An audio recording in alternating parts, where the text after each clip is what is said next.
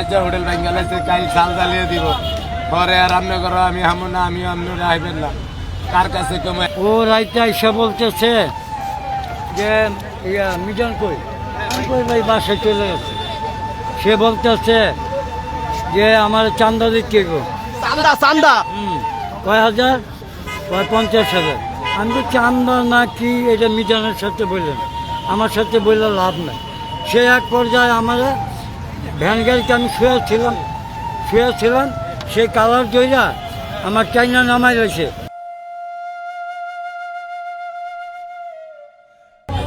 এলাকার সব পোলাভাই আমার ভালো জানে আমি এখনো 30-32 বছর ছিলাম। আরো 2 দিন বললো আয়া টকিয়া গেছে কাল 3 দিনের পরে আয়া বেড়ারে কিলাইছে এটাও ভাঙছে বেড়ায় ডরে গিয়া ওই বিল্ডিং এর সামনে দারোয়ানের লগে আসিল। আমি সকালে যখন আয়া বেড়ার দেই না আবার এটা ভাঙা দেই তখন আমার মন চমকে যায় যে আমার তো এনতে যাইতে হবে। কইছে ওই 50,000 টাকা চাঁদা দিব, নাইলে এ এলাকায় দোকান করতে পারবো না। আমি কই ভাইটা আমার সাথে না বললা তার সাথে বলল। আপনার দোকান যে ভেঙে ফেললো এটা আসলে কি আশঙ্কা করছেন? আমার অনেক অলানের চেষ্টা রয়েছে আনতে অন্যান্য কথার স্টেমের দিলে আমার সন্তান ঘরে যাইতেই গিয়া এরম অবস্থা হয়েছে সোজা কথা। আমি ক্যারাবানকে করতাম না, আমার যে লোক আসলে হেরে দিলাম।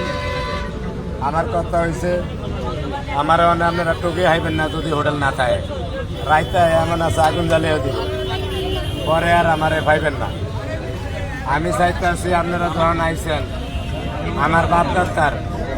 আমার বাপদাদার ভৌতিক সম্পত্তি প্রশাসন আর সরকার যেন একটু তাড়াহুড়া করে নগদে যেন একটু বসিয়ে দেয়, এটাই আমার খাওয়া। নিয়ে যান আমি 3:30টার সময় আমি কর্ম করি, আমি ড্রাইভিং গাড়ি চালাই। এই এখন আগারগাঁও গেলাম, আগারগাঁও থেকে ডিউটি শেষ করে আসলাম। কালকে রাত্রে 3:30টার সময় আসলাম। আমার কোম্পানির গোডাউন থেকে গাড়িতে মাল নিয়ে যাইব হইলো সেনামালঞ্চ। তো ওদেরকে বলছি আমার বাসার সামনে নামাই দে, তো করে নাস্তা পানি খাওয়া বিদায় করে দেবো। মিজান ভাইয়ের দোকান থেকে আমার নিয়ে একটা সেলফি তুলবা, যেহেতু আমি ভাইরাল। এখন কাটা দিয়ে ঘুরানোর সময় দেখি মুরব্বীর নিচে, আর যেই লোক ওনারে মারতেছে সেই লোক উপরে। যেই লোকে মারতেছে ওই লোকের চেয়ার হলো 10 নম্বরের দিকে, ওনার চেয়ারও ওই দিকে। ওই রাস্তার মাথা থেকে দেখি মুরব্বীরে মারতেছে। যখন দৌড়াই আইছি টাইনা উঠাইয়া মনে করেন তারে হেল্প করছি, বাঁচাইলাম। জনগণে মিল্লা ওই লোকের মারছে, ঠিক আছে, উদ্ধার করলাম। সে এলাকারই ভাই বেড়াদার, উনি নাম জানে। চাঁদাবাজি করে, সে একটা দলের সাথে জড়িত, সেটা আমি জানি না।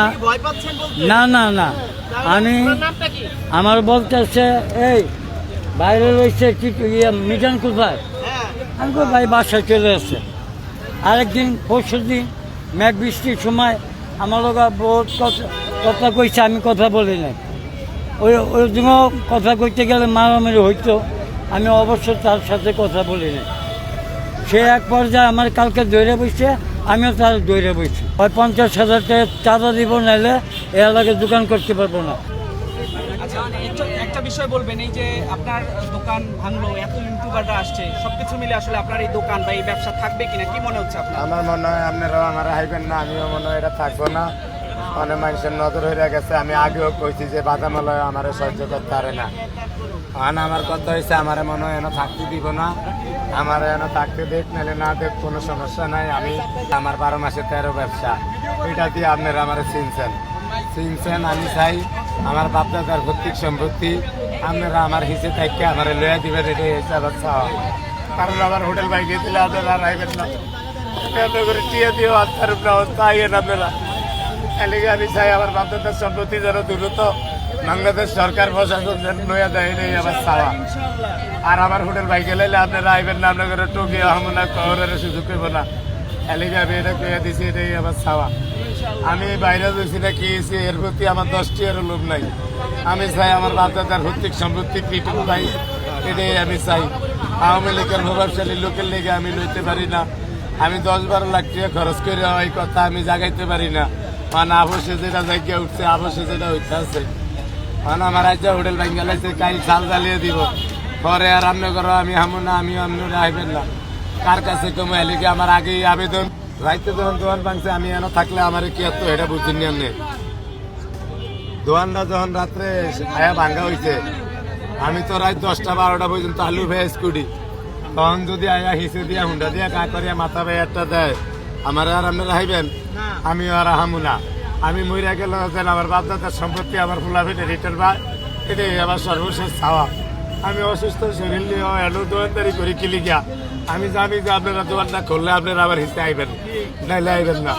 এলিগে আমি অসুস্থ শরীর নিয়ে দোয়ান করি যেন আপনারা আমার ভিসে থাকেন। আর অনেক ভাই কইছে কালকে যাইব, কালকে রাত 10টা বাজে এমতনে গাড়ি ছেড়ে যাইব। আমি সামু কোন ভাইয়েরা আমার কি উপকার করতে চায়। এমন লোক আরে ভাই এটা তো ইউটিউবিং চলতেছে না ভাই, এটা সাক্ষাৎকার চলতেছে।